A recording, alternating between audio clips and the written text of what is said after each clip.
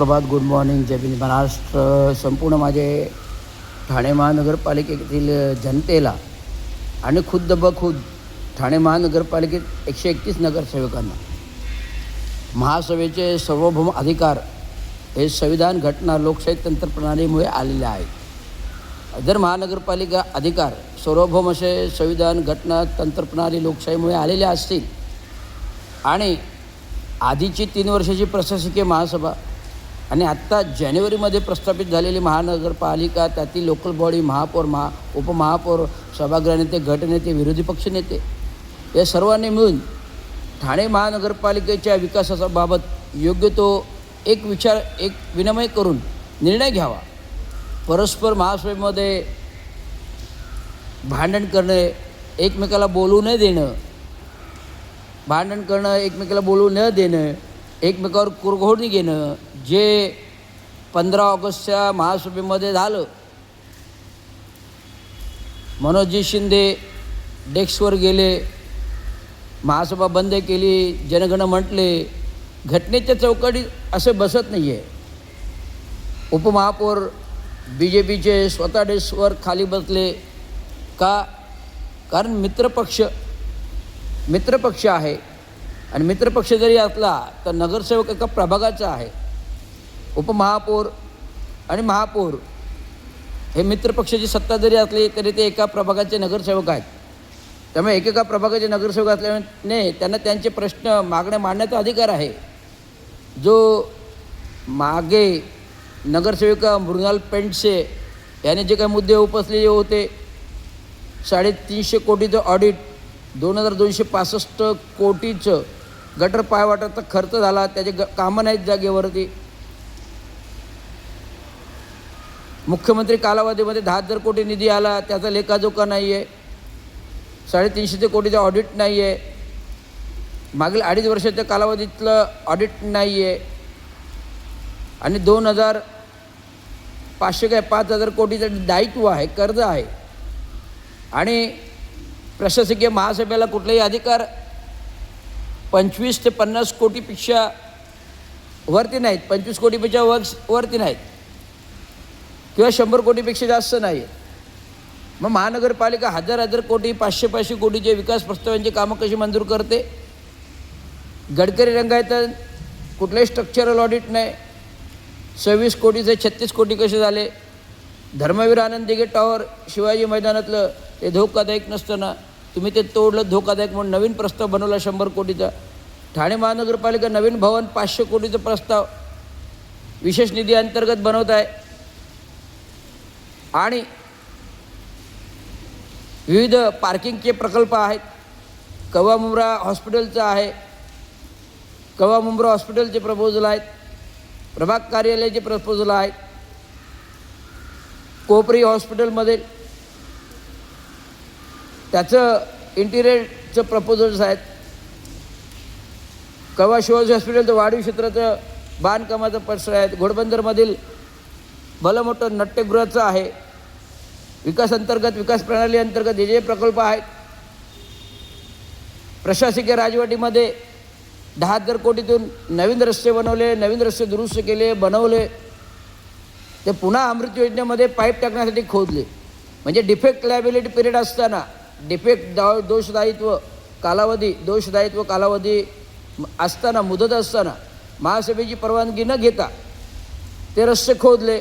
मग आधीच्या रस्त्याचा खर्च नुकसान झालं, ते ठेकेदारांकडून वसूल केले का? मी मागील 2 वर्षामध्ये असंख्य पत्र ह्या बाबतीतले दिलेले आहेत. मी बोललो ना, 30 मुद्दे आहेत, 60 पत्रे आहेत. याबाबत 3 तारखेला जूनमध्ये मी जे काय अर्धनग्न उपोषण केलं, 18 तारखेला 23 तारखेला महासभेच्या वेळेस जे काय आंदोलन केलं कॉन्ट्रॅक्ट कर्मचाऱ्यांना सेवेत घेण्यासाठी, ते केलं. आता पुन्हा 13 तारखेला मी आयुक्ताच्या दालनाच्या अर्धनग्न गेलो, आंदोलन केलं, प्रवेश दिला नाही. मागण्या आहेत, आस्थापनाविषयक मागण्या आहेत, कॉन्ट्रॅक्ट कर्मचाऱ्यांविषयी भरतीच्या मागण्या आहेत, 5 कायदे लागू करत ते मागण्या आहेत, नियमबाह्य घटनाबाह्य प्रभारी चार्ज दिलेले आहेत. मिनल पालंडे असतील किंवा नगर अभियंत्यांनी कार्यकारी अभियंत्यांनी चार्ज दिले त्याच्या अधिकारात नसताना. आणि मिनल पालंडे यांना कुठलाही पात्रता नसताना त्याने उपायुक्त बनवलं, एसआरए कक्ष प्रमुख बनवलं. शासनाचा अहवाल मला दिला शासनाने की हे ठाणे महानगरपालिकेने दिले, त्यांना रद्द करायचा अधिकार आहे, मग तुम्ही रद्द का करत नाही? आणि मिनल पालंडे मुख्यतो एक कारकून, त्याला कारकून करण्याचा फायदा आपण नोकरीत दिला, सेवेत दिला, मग त्याला कुठल्या अशी राष्ट्रीय गुणवत्ता आहे की तिला तुम्ही डायरेक्ट उपायुक्त पद दिलं, एसआरए कक्ष प्रमुख पद दिलं, खोटा अहवाल शासनाला दिला. शासन बोललं तर तुम्ही अहवाल महापालिकेने पाठवले, त्यानंतर आम्ही शिफारस केलेली आहे आणि आता पुन्हा वाढीव तिची शिफारस केली. हे कुठल्या घटना आणि सेवा शर्तीच्या नियमावली असत? आयुक्ताचे आदेश डावळले, सुरक्षा रक्षकांना कर्मचाऱ्यांना सेवेच्या फायद्यापासून वंचित ठेवले. हा शिस्तभंग आहे ना. ते महासभेमध्ये विषय घ्यावा, नगरसेवकांनी विषय मांडावा.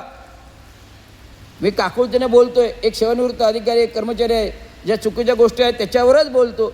बाकी मला भ्रष्टाचाराच्या मुद्द्यावर बोलायचं नाही, का कुठल्या टक्केवारीवर बोलायचं आहे, की कोणाचा विशेष वैयक्तिकरित्या कोणावर बोलायचं नाही. परंतु जे काही सेवेच्या नियमाचे फायदे आहेत, जे चुकीच्या पद्धतीने लाटले जात असेल, जे काही सेवेचे फायदे आहेत जे चुकीच्या पद्धतीने दुसऱ्याला दिलेले असतील, आणि माझ्यासारखा माणूस 3 पदोन्नत्या वंचित राहतो, आरक्षणाचा फायदा असूनही आरक्षणापासून बिंदूनवाले माझ्या पदाची चोरी होते, त्याबाबत आयोगाकडून नोटीस येऊन 2015 रोजी पण आयोगाकडून नोटीस आल्या.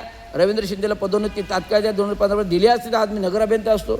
आणि आत्तासुद्धा आयोगाच्या नोटीस येऊन तो अहवाल अजून महासभेपर्यंत आयोगाची नोटीस आलेत. आयोगाचं अशोक चक्राचं पत्र, अर्धशासकीय मंत्रीचा अधिकार असूनही ठाणे महानगरपालिकेचे आस्थापना विभाग अजून अहवाल उपायुक्त गोदापुरे पाठवलं नाही आयोगाकडे. आयोग रोज मला फोन करतात, म्हटलं साहेब अहवाल आला नाही तर मी येऊन फायदा काय? त्यामुळे प्रशासन कोणतं ढिम्म आहे, निष्क्रिय आहे, कामात कामचुकार आहे आणि प्रशासनातील अधिकारी यांना वचक देत नाही, नोटिसा काढत नाही, शोकॉज काढत नाही, कुठलीही कारवाई करत नाही. त्याच्यामुळे हे संपूर्ण कुठलाही अधिकारी सहाय्यक आयुक्त काम करत नाही का? शिस्तभंगाचे कामाचे काही कारवाई करत नाही. उपमुख्यमंत्री येतो, कारवाई करा सांगतो, सस्पेंड करा सांगतो, निलंबन करा सांगतो, तेव्हा तुम्ही निलंबन करताय. मग तुमच्याकडे अधिकार नाही का? आयुक्तांकडे अधिकार नाही का? अतिरिक्त आयुक्तांकडे अधिकार नाही का त्यांना शिस्तभंगाची कारवाई करावी? जे लोक काम करत नाही, जे लोक आदेश पाळत नाही, शिस्तभंग करतात, त्यांच्यावर कारवाई करणे ही जबाबदारी आहे ना अतिरिक्त आयुक्त 1-2ची आणि आयुक्तांची. त्यामुळे हे तात्काळ हे प्रश्न सुटले पाहिजे. आज महासभा आहे, मी महासभेमध्ये आहे उपस्थित, त्यामुळे सर्व 131 नगरसेवकांना सांगतो, हा रवींद्र शिंदे आहे, धुरंधर 32 वर्ष सेवा आणि सामाजिकदृष्ट्या काम करतो आणि महाराष्ट्र म्युनिसिपल कर्मचारी स्तरावर ते जे काय आंदोलन उपोषणं करतो ते प्रशासनाच्या नाही, कामगारांच्या भल्यासाठी करतो. त्यामुळे कोणीही महासभेमध्ये हा विषय आणू नका की आंदोलन बंदी पाहिजे. आंदोलन कधीही बंद होत नाही, ते संविधानिक आणि अशांतशास्त्र कोणी घोषित होत राहणार आहे. तो गृहमंत्रालयाचा निर्णय आहे, एवढं लक्षात ठेवा. आणि सांगतो, नगरसेवकांनी बोलायला शिका. बोलाल तर वाचाल आणि वाचाल तर लिहाल आणि लिहाल तर बोलाल.